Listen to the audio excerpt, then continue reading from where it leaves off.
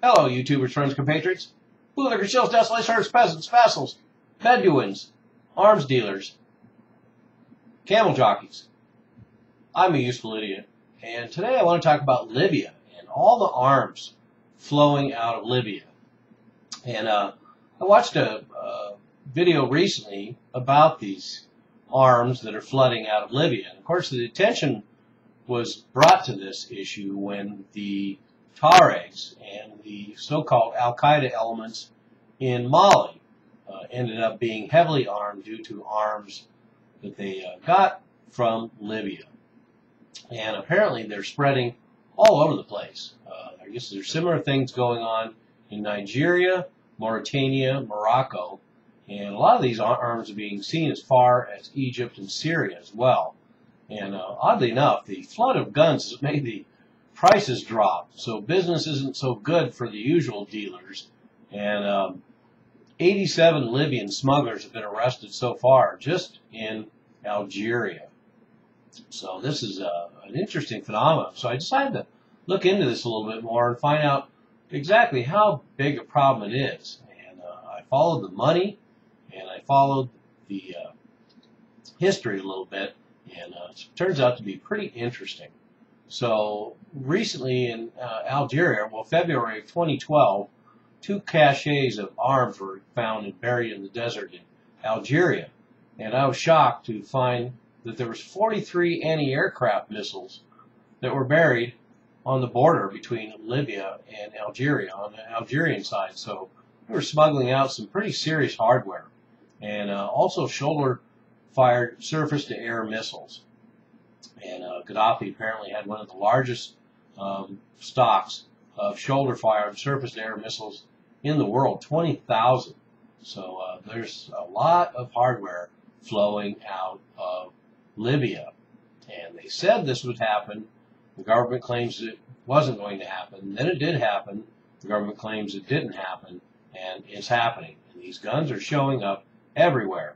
So first of all, let's look at where they got these guns. So that was pretty interesting to find out that as soon as the arms embargo was lifted on Libya in October of 2004, a flood of arms from the Eurozone went in. And before that, they got Russian and Chinese arms, but most of those had fallen into disrepair, including a lot of aircraft, for example.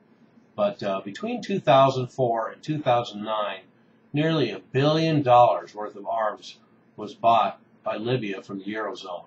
And that's one little country, Libya, $1 billion worth of arms. 2009, not too long before Libya ended up getting invaded, the highest amount ever, 343 million euros, just in that year alone. Italy was the top exporter with 276 euros over 5 years. And all the countries that got in there, it's pretty remarkable that as soon as the arms embargo was lifted in 2004, and that was the same year that Gaddafi eliminated his chemical weapons stash and got removed from the terrorist list. As soon as that happened, it didn't take long for the Eurozone to go in there. And this includes Italy, France, UK, Germany, Malta, Belgium, Portugal, Spain, Slovakia, Bulgaria, Czech Republic, Poland, Austria, Slovenia, Latvia, and Greece. So what an arms-selling party these countries have. And of course, a lot of them are in Eastern Europe, and there's a lot of guns flowing out of Eastern Europe. So here the Eurozone armed Libya to the teeth just before they were toppled. And this includes planes, tear gas, some limited chemical weapons like phosphorus, ammunition, and electronic wear. So what I'm driving at is we factor this in, this $1 billion worth of arms sold to Libya in a 5-year stretch. So we factor that in, and then we factor in, I got the figures basically on what Gaddafi's army consisted of, so we could get an idea of the scope of arms that are available from Libya that are being distributed all over Africa and the Middle East now. So Libya's army at the time was 76,000 active military and 40,000 militia. So think about all the arms involved to both arm and having training facilities and having stockpiles for military consisting of 130,000, 140,000 military personnel. That's not including police. Then we have 800 tanks, 1,000 armor vehicles, 945 armor personnel carriers, 2,420 artillery pieces, 500 mortars, 10 tons of mustard gas. So these are the kind of weapons that potentially are available to a wider market.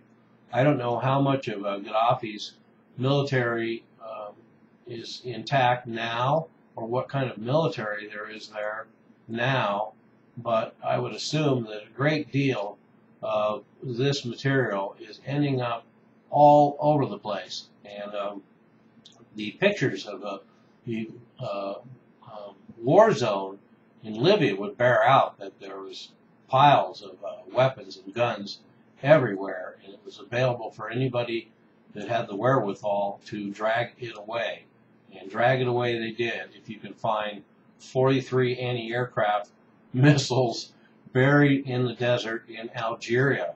So this is a pretty serious situation, and I have to laugh at the irony of the NATO and the Barack Obama administration denying that this was a possibility, that it occurred, and that it is not continuing.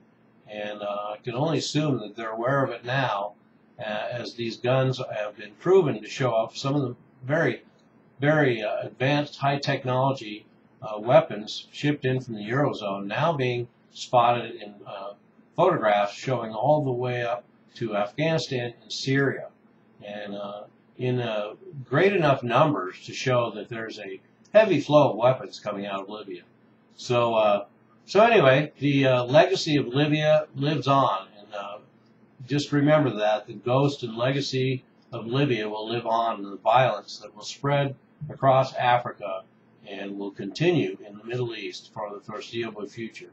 I'm a useful idiot. Don't you be one too.